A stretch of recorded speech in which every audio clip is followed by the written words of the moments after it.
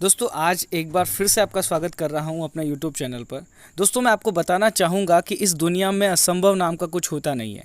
मेरा ऐसा मानना है कि जिस वक्त इस शब्द की रचना हुई पृथ्वी के इतिहास में वो सबसे काला दिन था।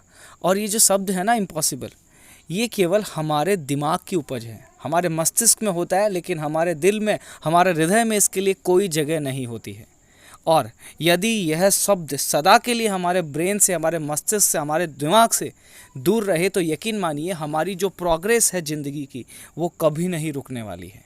दुनिया में ऐसी कई घटनाएं हुई है जो प्रारंभ में असंभव नज़र आती थी, लेकिन यह तब तक ही असंभव नज़र आई जब तक कि किसी जिद्दी, पागल, सिरफिरे और बहरे इंसान ने इसे संभव करके नहीं दिखाया। यहाँ मैं पागल, सिरफिरा और बहरा इंसान इसलिए बोल रहा हूँ क्योंकि जब भी कोई व्यक्ति किसी महान लक्ष्य के साथ मैदान में उतरता है तो ये दुनिया उसे बार बार कहती है कि ये संभव नहीं है, ये संभव नहीं है, ये आदमी पागल हो गया है, ऐसा भी भला हो सकता है। ऐसे ऐसे वक्तव्य उस व्यक्ति को कहे जाते हैं, लेकिन वो इंसान इन सब बातों को सुनता ही नहीं है।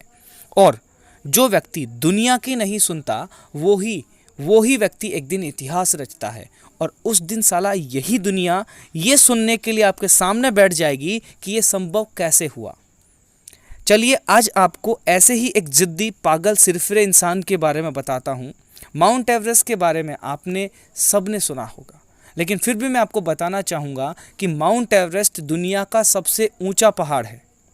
यह पहाड़ 8,848 मीटर या कहे 29,029 फीट ऊंचा है, जहां तापमान -36 डिग्री सेल्सियस होता है, जहां हड्डियां भी जम जाती हैं, जहां 250 किलोमीटर प्रति घंटे की स्पीड से तेज हवाएं चलती है और ऑक्सीजन इतनी कम होती है कि साला मरने के चांसेस पूरे रहते हैं।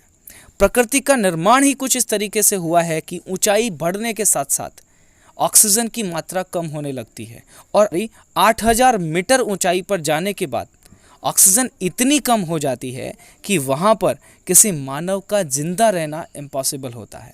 मेडिकल साइंस ये मानती है कि यदि हमारे ब्रेन को 5 मिनट, केवल 5 मिनट भी पर्याप्त मात्रा में ऑक्सीजन नहीं मिले तो ब्रेन की कोशिकाएं नष्ट होने लग जाती है।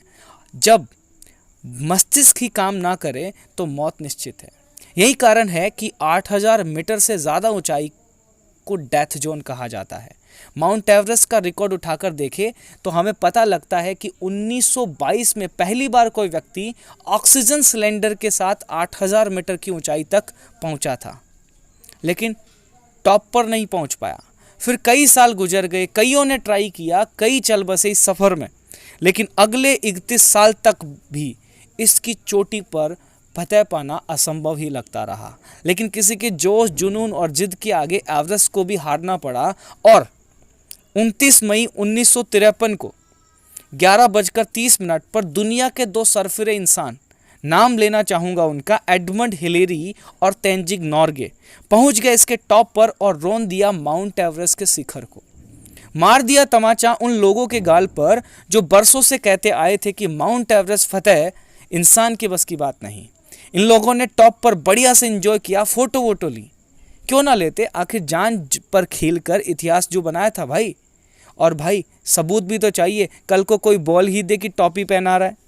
उस दिन के बाद आज तक किसी की हिम्मत नहीं हुई ये बोलने की कि माउंट एवरेस्ट के टॉप पर पहुंचना असंभव है। अगले 25 साल सैकड़ों लोग माउंट एवरेस्ट पर पहुंचे। इधर दुनिया में 2 सरफिरे और तैयार हो गए जिन्होंने तो पागलपन की हद ही कर दी। बोलने लगे हम माउंट एवरेस्ट के पीक पर बिना ऑक्सीजन के जाएंगे। जहां अच्छे माउंटेनियर सप्लीमेंट ऑक्सीजन के साथ भी नहीं पहुंच पाते, वहां ये बिना ऑक्सीजन के जाने की बात कह रहे थे। तो दुनिया ने बोला सटिया गए हैं ये दोनों, दिमाग का इलाज करवाओ इनका। बड़े बड़े माउंटेनियर्स ने बोला जिंदा वापस नहीं आओगे। मेडिकल साइंस के जो स्पेशलिस्ट थे उन्होंने बोला कि डेथ जोन में बिना सप्लीमेंट ऑक्सीजन के जिंदा रह पाना इम्पॉसिबल है, असंभव है। लेकिन ये भी सत्य है कि महान लक्ष्य रखने वाले लोग बहरे होते हैं, सुनते कहाँ हैं। और मैं बताना चाहूँगा आपको, 8 मई 1978 को रेनॉल्ड मैस्नर और पीटर हैंडलर एवरेस्ट के टॉप पर थे, और वो भी बिना ऑक्सीजन मास्क और सिलेंडर के। भाई साहब, आज तो मेडिकल साइंस भी इन्हें साष्टांग प्रणाम करने को मजबूर हो गई। रेनॉल्ड मैस्नर को पागलपन का दौरा 2 साल बाद फिर पड़ा। इस बार उन्होंने पागलपन की उच्चतम पराकाष्ठा को भी लांघ दिया। अड़ोसी पड़ोसी को बोल दिया जा रहा हूं एवरेस्ट पे।